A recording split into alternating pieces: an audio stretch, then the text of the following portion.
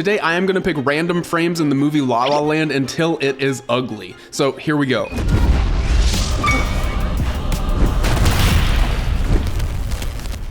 Okay, so I'm just gonna scroll in the timeline down here and pick a random shot. Here we go. Okay, we start off with Ryan Gosling playing the piano in a club.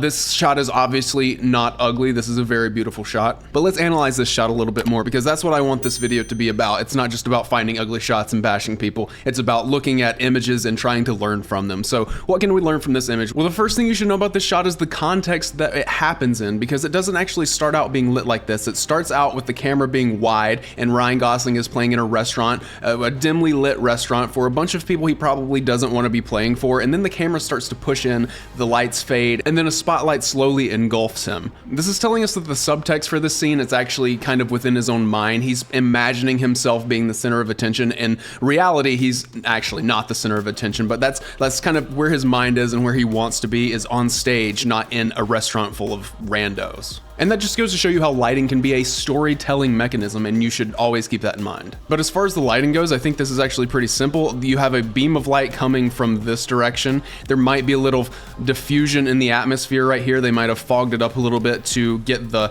clear lines you can see right here. But I think that's probably all they're doing. I think that's the only light. I think that the light is reflecting off of the piano keys a little bit and hitting his face a little bit right here to give him a little bit of natural fill light. But there's probably just a Fresnel light or a Lico light up here that is just shining down on him. And that's something that most people have the ability to do. So not ugly, let's go to our next shot. Finding a random shot, finding a random shot, finding a random shot, finding a random shot, this one.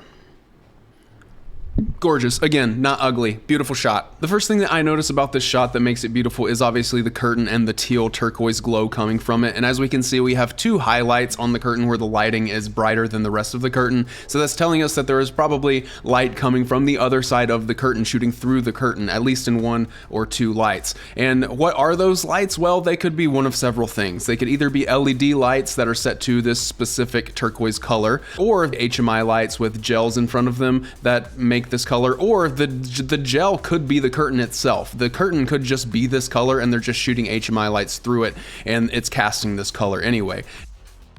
Nevertheless, whatever they're doing, I think they are probably also using other lights from inside the curtain to augment the light. Because I'm seeing highlights on the hair right here that don't quite match up with the angle of just the curtain in the background. They probably have another teal light augmenting from the top or slightly behind. Now obviously they're also lighting with a more tungsten colored light that is more close to 3200 degrees Kelvin from this direction. If we zoom in to the shadows on their face right here, you can actually see that the nose shadow is going like this. So the light's probably not coming from directly over here, it's probably more coming from this angle. And this is doing one of two things. It's lighting her and it's lighting him. They might also have a fill light coming from this direction, but I don't know. I think this one light over here is probably doing the majority of the work. This is probably the key light on this side. So obviously this is not an ugly shot. Let's find one that is. Okay, next shot, picking a random one here. So the first thing I notice about this shot is actually how much of a genius you have to be as a cinematographer and a director to make this background look good and consistent with the rest of your film. Because what is this? It's just a gas station with lotto tickets or gas prices on the window. That would look pretty hideous in real life, but somehow Damien Chazelle makes it look good on camera. And not only that, it matches the color scheme of the rest of the film, because the rest of the film is heavily focused on primary colors like reds, greens, blues, and yellows. And this has reds and greens and blues. Like, how do you do this? How do you do this? This was probably planned. It probably wasn't actually just like a random location he passed by and like, oh, I want to shoot Ryan Gosling in front of that, but it just works. Other than that though, I think this is actually a very interesting lit scene because I'm not quite sure what's going on here. At the surface, it looks like it's just, oh, the sun's coming from this direction, and that's all that's happening. I'm not quite sure that's all that's happening. I wouldn't be surprised if this was just direct sunlight at a golden hour where the sun is more coming from this direction, so you can get this nice even distribution of shadows and lights on someone's face. However, what leads me to believe that there's more going on here is actually the background. As you can see, there is a big streak of highlight right here, and then it falls into shadow on the top and bottom and even over here. So I think they have to be doing something. If I were to guess, I would guess that this is being shot at golden hour and the sun is primarily lighting Ryan Gosling's face, but they are flagging off the background, or the background is naturally just in shadow, and then they are lighting the background with another light to get this nice light streak and give the background some more texture. And I think little things like this can go a long way in making a film just look that much more professional, because there are two things that this light streak on the background does. First of all, it puts the shadow side of Ryan Gosling's face over the lit side of the background, creating contrast. And it also puts his lit side of the face over the shadow side of the background, also creating contrast. Roger Deakins talks about this a lot in the way he shoots stuff, is that you want light over dark and dark over light. And this light streak also just kind of leads the eye from the left side of the frame to Ryan Gosling, and then it just cuts off. So it's like leading the eye to the thing on screen that is most important. The final thing I noticed about this shot is the 420 in the background. But obviously not an ugly shot. Let's find a new one. Let's go towards the end of the film now. Okay, simple shot, guy playing a trumpet, probably lit the same way that one with Ryan Gosling was earlier, with just one light, a Fresnel or a Lico light from behind. Simple, but not ugly. Let's find another one. Okay, pretty much the same shot that we talked about earlier with Ryan Gosling. Probably, you know, pretty similar lighting there. So, all right, let's find another one, not ugly. Cool shot, honestly, the same kind of lighting still. Maybe a little bit more blue in the light, but still kind of the same high contrast light from behind. It's just a different angle this time and a different person. Not ugly, not ugly at all. All right, keep going, keep going, keep going, keep going, keep going, keep going, keep going, keep going. Oh, one of the most iconic scenes from the movie. Obviously, this is not ugly. This is a gorgeous shot. Let's analyze it. There are several things here that make this shot beautiful for me. The most obvious is just the color of the sky being shot at sunset. It's crazy how much color there is in the sky right here, going from orange to blue, and obviously color correction helps a lot with that as well. But you know, this is LA and the sunsets are pretty amazing. The second thing is her dress. I just love the color choice of yellow in this situation. It pops. It really pops on the screen. And then third, the blue light they are shining from over this direction, as you can tell by the blue tint on his shirt, is really nice, and it just blends everything in. It makes it seem like there's a moon over here shining the light, and it gives contrast just even on his shirt from this side to this side. And that says nothing about the actual camera movement and production that went into this shot. The fact that they had it on a crane and they had to do it all in one take, and they only had so much time before the sun went down and you wouldn't get this nice sky.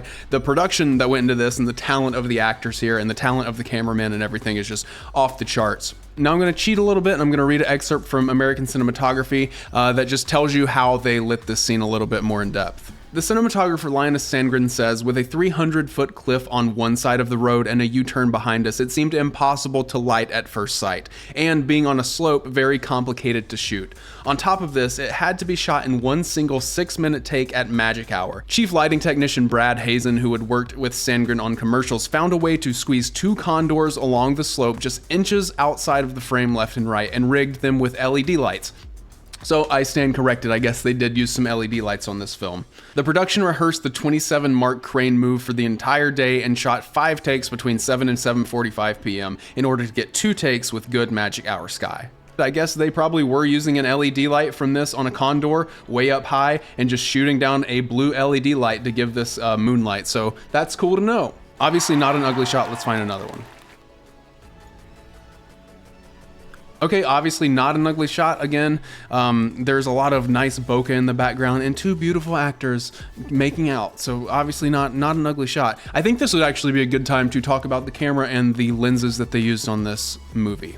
And my go-to source to find the camera and lenses they used on movies is actually FrameSet. You can just type in La La Land up here and go to the La La Land page. And over here, you will see that the lenses they used are actually the Panavision C-Series anamorphic lens and the Panavision E-Series anamorphic lenses.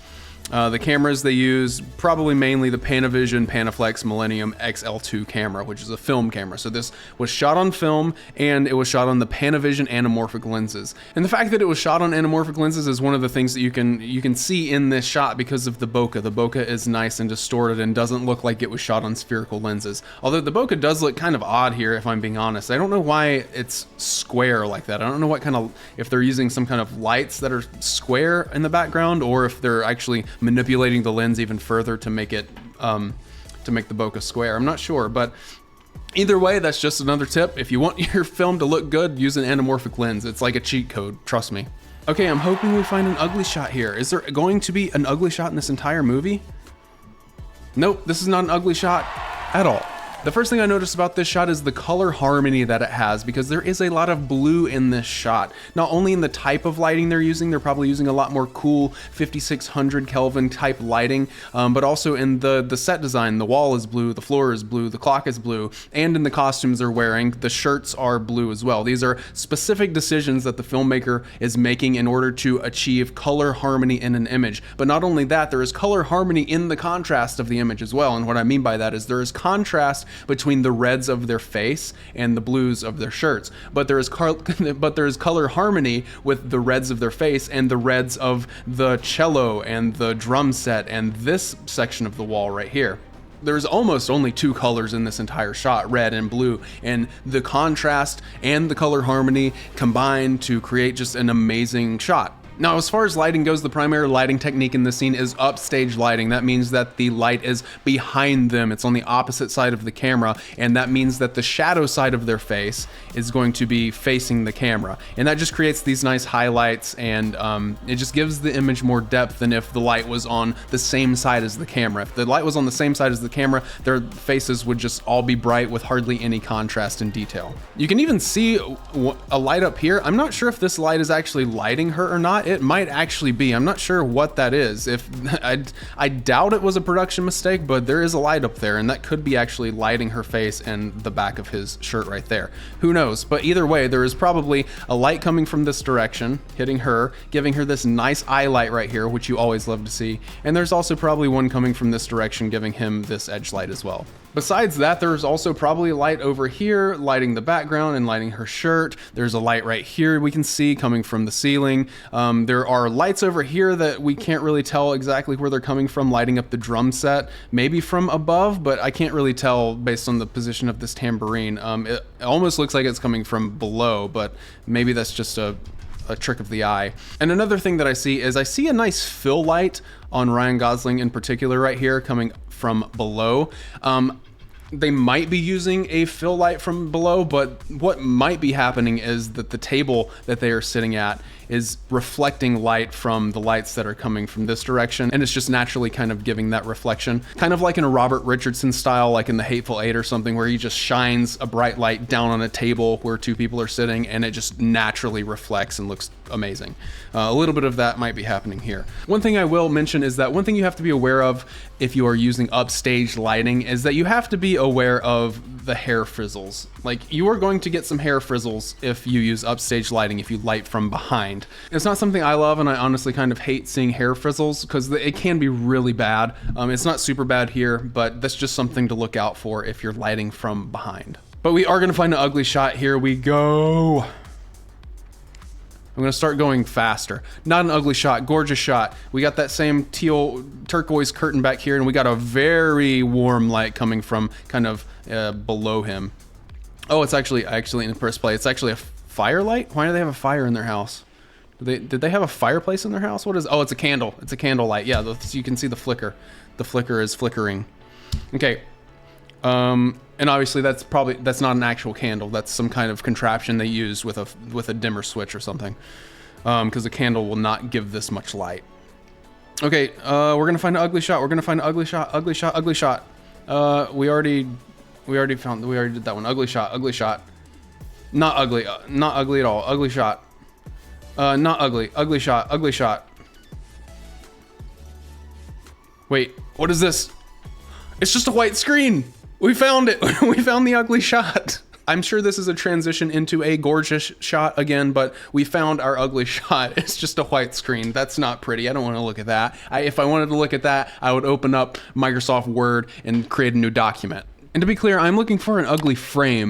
Like, I know that most of these movies are not going to have any ugly shots in them whatsoever, and I don't feel comfortable even criticizing cinematographers' shots like that, because I know they're like, every single person in the movie business who is a cinematographer working on professional movies is better than I am and like knows way more. And I just, listen, I'm not going to say that a shot is ugly. They all look better than anything that I could do. But I'm looking for a specific frame, and some frames are kind of ugly. You know, if you hit the actor on the right moment and he's making an ugly face or something, or like we see here, if I just, you know, accidentally click in the middle of a transition, that's an ugly shot to me, even if the shots on both end of the transitions are not ugly. You guys get the point. Well, I hope we all learned something today. I think this was fun. Let me know in the comments how I can make this series better, and if you want to see any more, and what movie you want me to do next. All right. Love you guys. Subscribe and like and stuff. Goodbye.